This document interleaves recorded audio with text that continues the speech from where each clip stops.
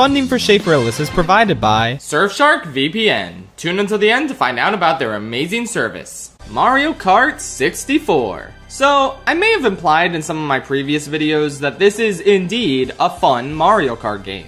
And parts of it sure are. Playing this game with your friends is an absolute delight. Racing and doing your best to pummel each other with items is a blast in multiplayer. You can say this about any Mario Kart game, sure. But there's something about how hectic this one is and how loose its controls feel that add up to an experience unlike anything in the series. It's fun.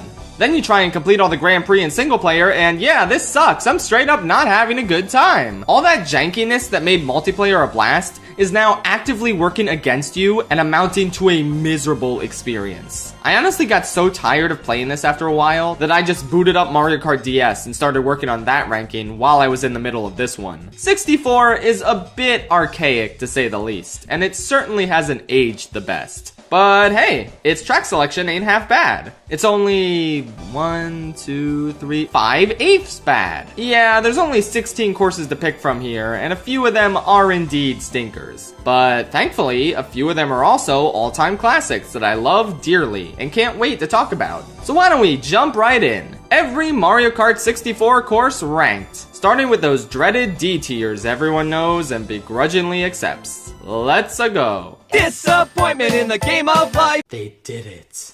Guys, I can safely say, with no exaggeration or hesitation, that the Mario Kart World version of N64 Wario Stadium is the single most improved retro track in the entire Mario Kart series. I don't even need to check my math on that. They took what is easily the worst course from Mario Kart 64, a boring, bloated mess with nothing interesting on it, and they turned it into a thrilling, tightly designed, unbelievably fun, perfect showcase of the brand new mechanics of Mario Kart World.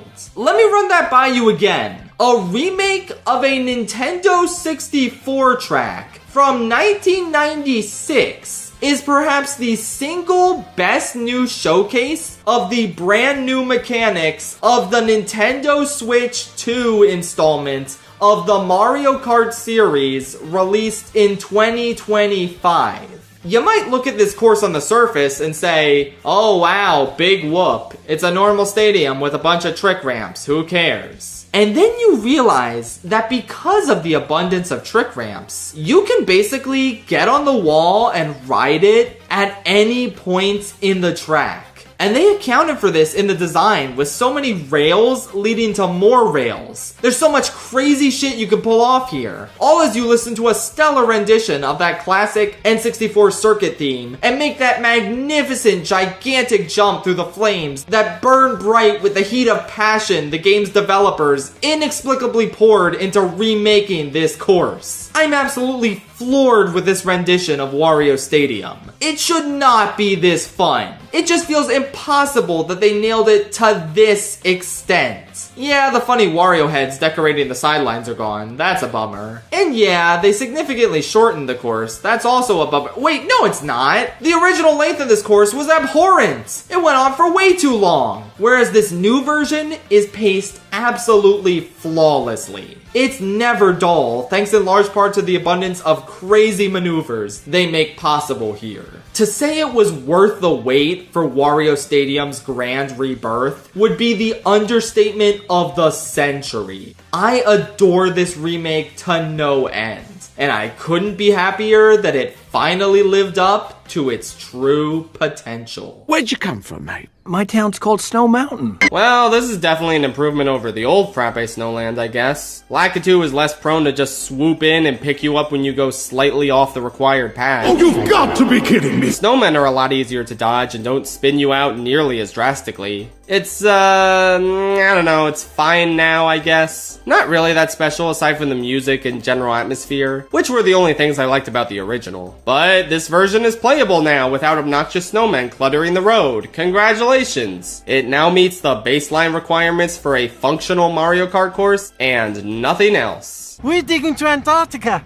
I don't like N64 Sherbert Land. Never have. The slippery ice physics annoy me, and aside from this cave section, it looks visually repetitive, with the whole track just being this huge chunk of ice. Dodging and yielding to the penguins can be kind of fun, and the music's pretty, but overall, it's such a bland and uneventful ice level that I'm never excited to play on. Not much else to say, it's just pretty lame. It was in Mario and Sonic at the Olympic Winter Games though, so that's pretty epic. Any ghost? Pretty much any ghost will do, sure. I really wasn't expecting this going in, but I honestly enjoyed this game's iteration of N64 Banshee Boardwalk a lot more than the original one. It's hard to really describe why. I guess it just feels a lot more natural to me with DS's controls and graphic style. Like in 64, it stuck out in a bad way from the rest of the courses, and felt more video game level-y, instead of an actual location you would race on. On top of that, the narrow boardwalk didn't really mesh well with 64's not great control scheme. Whereas in DS, it's much easier to drift properly and not bump into walls the whole time. It's honestly kinda decent here, and I can appreciate what they were going for with this course better than what the 64 version provided. Not bad, I guess. As I walk through the valley of the shadow of Yoshi! Honestly, this game's version of N64 Yoshi Valley was one of the trickiest to talk about for me. On the one hand, it fixes my biggest issue with the original track, since not only is it a lot easier to not fall off the edge, but if you do, Lakitu doesn't take 2 to 3 business days to rescue you and put you back on course. You can also see what place you're in at all times now. It's amazing how far technology has come. Despite all these improvements, however, I feel like this remake is brought down by one simple fact. The bridge path on the left is very clearly the best one to take, to the point where most of the other alternate paths are kinda useless, thus defeating the purpose of the course's gimmick. I don't know if the bridge was the clear best path on the N64, but even if it was, it's not necessarily the one you want to take all the time, since it's a lot trickier to stay on. There's a risk-reward factor there. Here, the course being less frustrating and easier to stay on is also kind of its downfall, since there's nothing really discouraging you from taking the fastest route every time. Yeah, I know this sounds really frustrating, like I can't just be satisfied with this course no matter what it does. But I'm sorry, I think there are some courses that are just destined to not work all that well for me, no matter what. With that said, I still put it in B tier, because aside from the alternate paths feeling kinda pointless, it's solid and I can have a good time on it. The giant egg is still fun, and the music is lovely. I just think it kinda sorta misses the point of its own gimmick here. But at least I can have fun on it now.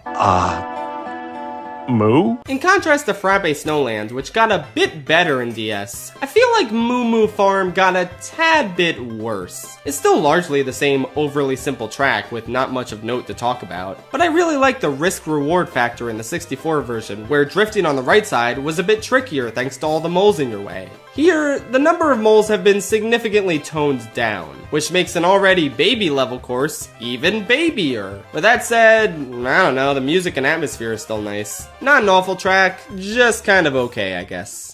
Mario Raceway. A circuit by any other name would play just as blandly. There really isn't a whole lot to say about this one. It's a Mario Circuit track with all the usual Mario Circuit trappings. Grass, trees, a pipe. Wow, I'm so impressed. Cutting corners with mushrooms in this one can be pretty fun, but for the most part, I just forget this course exists. And Luigi Mario. Once again, there's no outright awful courses in Mario Kart 7, but ultimately, someone had to be on the bottom, and I don't think anyone would argue against the relative lameness of N64 Luigi Raceway. There's nothing wrong with it. It's just, when a game has this strong of a retro selection, a remade course that's just doing the bare minimum is gonna stick out in a bad way. You're able to race on these bleachers on the right now, a feature I never use. Aside from that, the hot air balloon, tunnel, jumbotron, all of that is still there. But there's nothing really special or updated about this course compared to the N64 version. I ranked it towards the middle of the pack in that game, since the tricky controls there gave a lot more value to the simpler tracks. But here, this game has intuitive controls,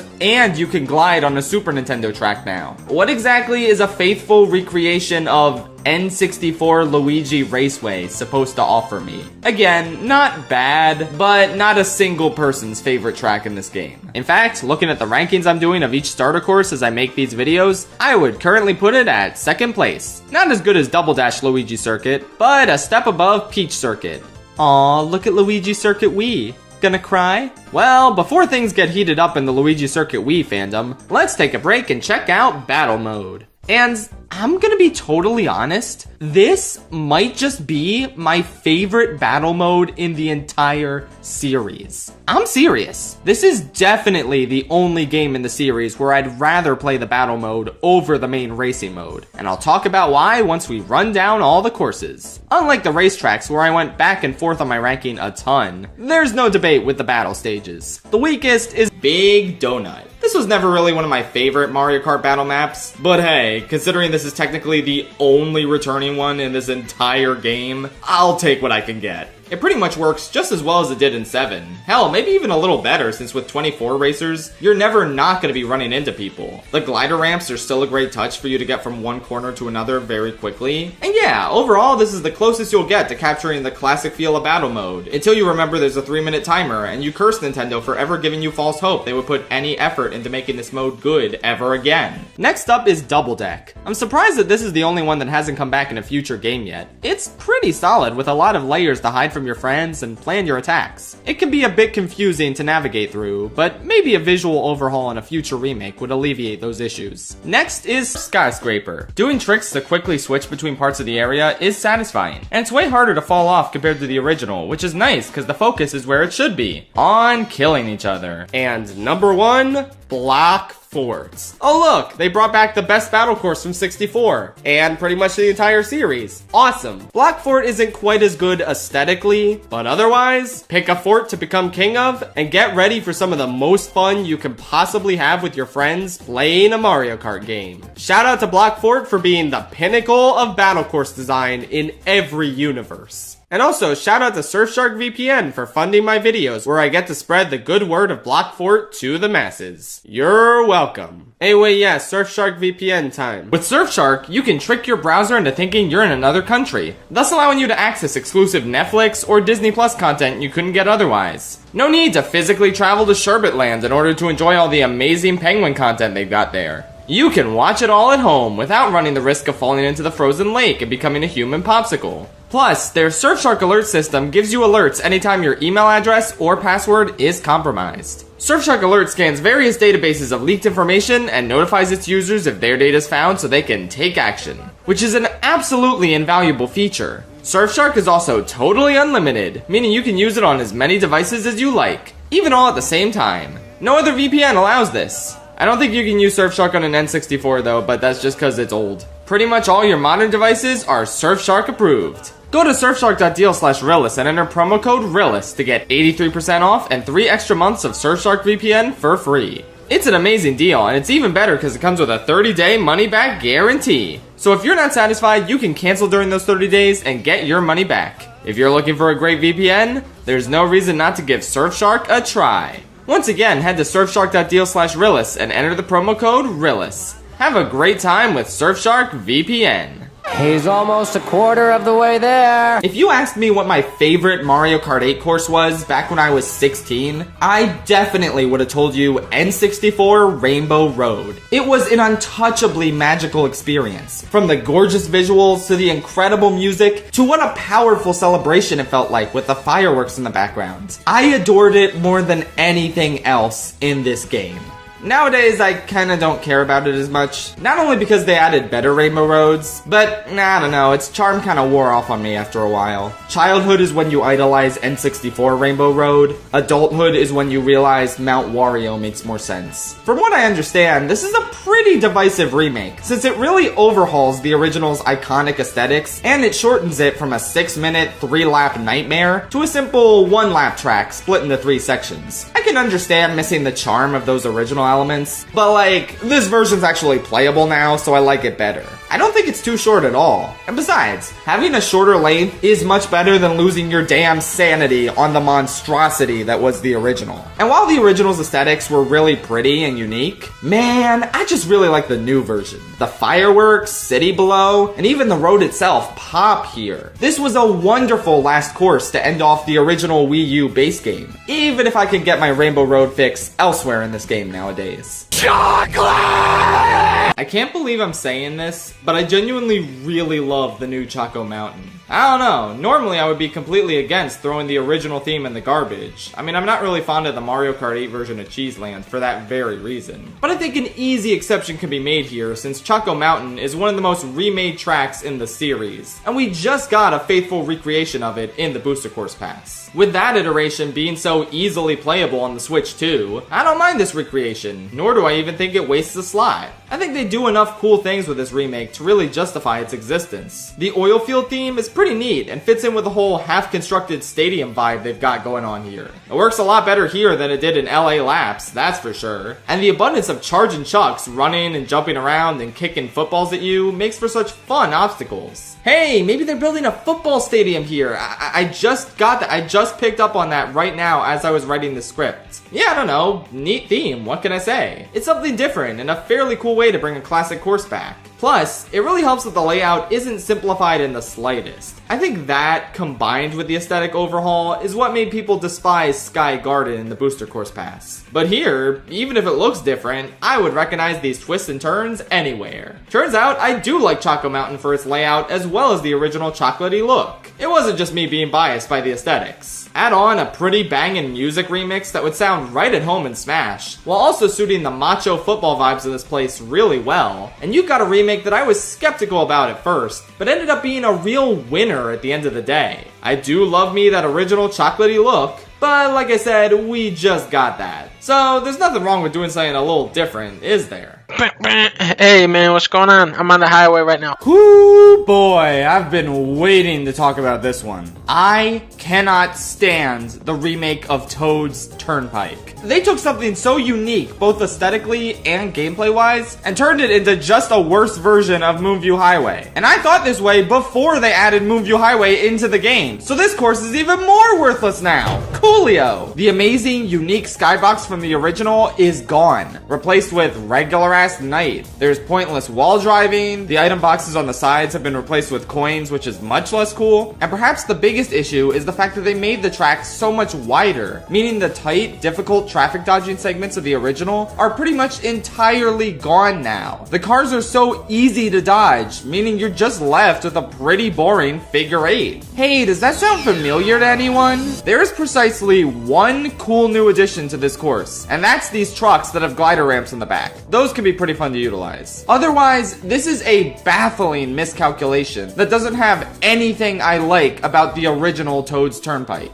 Even the music, while fine, can't really be considered a legitimate upgrade from the original. I pretty much never want to play on this course, especially now that Moonview Highway is back. Finally, a real traffic dodging course. Dear Mario, please come to the castle. Alright, let's get this out of the way right off the bat. Yes, they removed the Peach's Castle Easter egg in Royal Raceway. You can't drive up to it anymore. Is this the biggest tragedy of our time? Yeah, probably, but at least the course is still really good without it. I find it fascinating that such a relatively simple course layout and theme is more or less unanimously agreed to be pretty good. And I can't really argue with that. It's just a good time. You can hold drifts for an insanely long time, which is really satisfying. Gliding past the hot air balloons and hearing the ringing bells is really fun. And the last few turns are solid as well. It's a basic, but pretty fun course. Though maybe it could have been A tier if you could still go near the castle or whatever. In the jungle, the mighty jungle. DK's Jungle Parkway is a nice, windy, and satisfying jungle course. It's pretty solid with a good theme, though the big ramp is a little lame nowadays. Not just because it's prime glider material if this course was remade in 7 or 8, but because you actually had slight control where you landed in the N64 original, which is just completely gone from the Wii version. You just land where it makes you land, which is fine, not a huge deal or anything. Just kinda meh. The narrow bridge at the end is really cool though. It's definitely fun to leave some bananas or shells there to whack other players with. And I like the temple at the end too. My brother and I had a headcanon that this temple was a shrine to the Great Banana, which is just some sort of giant mystical banana we completely made up in our heads. And then 3 years later, Mario Kart 7 comes out, we play DK Jungle, and holy shit, the Great Banana! The Great Banana is real! Can we get much higher? Looks like this beach was a little too much beach for you, Ken. If I wasn't severely injured, I would beat you off right now, Ken. Koopa Beach.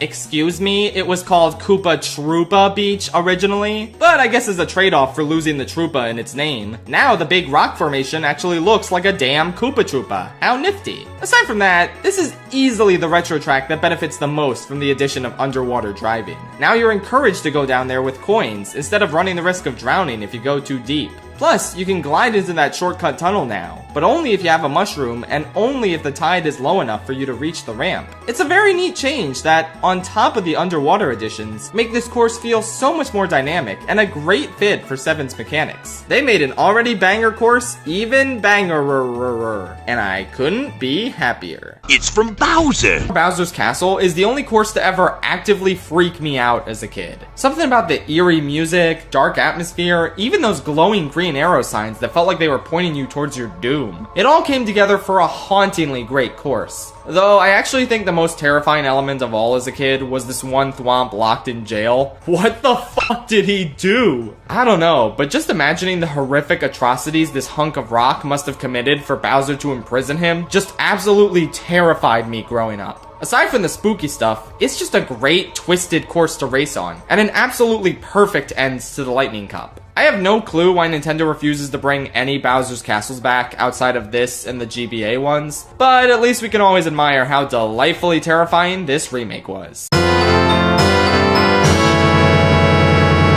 Oh my god, it's the train course! Holy shit, they brought the train course back! I actually find it kind of funny how I said in my Mario Kart 64 ranking that the two courses that inspire the most positive feelings for me in that game are Choco Mountain and Calamari Desert. And what do you know? The Booster Course Pass listened. They put them in for me. I really heckin' adore the original version of Train Course, but man, I had no idea what I was in for with this one. It looks pretty identical to the 7 version at first glance. What with the glider sections I'll never use, cause I'd rather get stopped by a train, damn it. But lap 2 is where the big twist comes in. Suddenly, there's a giant ramp in the way. Where did it come from? How did they construct it so quickly? I don't know, but who cares? It takes you onto the train tracks. The tunnel is required now. Coming face to face with a large-ass train and having to dodge it on the narrow sides is now part of the track design. This is maybe the most exciting thing to happen to a retro course